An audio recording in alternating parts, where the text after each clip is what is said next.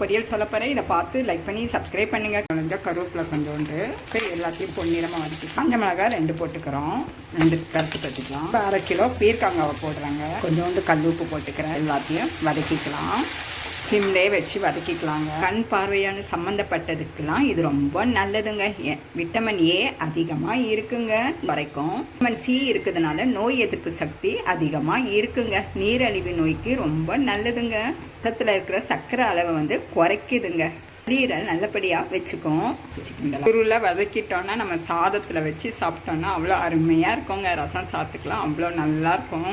ரத்த சோகையை தடுக்குதுங்க. இரும்பு சத்து அதிகமாக இருக்குங்க இந்த பீர்க்கானில். இதய நோய்க்கு ரொம்ப நல்லதுங்க. இப்போல்லாம் சுகரு, ப்ரெஷரு இதுதாங்க இதுக்கு ரொம்ப சிறந்ததுங்க. தண்ணியே தேவையில்லைங்க. மிளகு ஒரு 1/2 ஸ்பூன் போட்டு நுணுக்கிக்கலாம். இது பொடியாக நுணுக்கிக்கலாம். இப்போ மிளகு திணிக்கிறோம். எல்லாத்தையும் கிண்டிக்கலாம். அக்கங்க பொரியல் ரெடிங்க.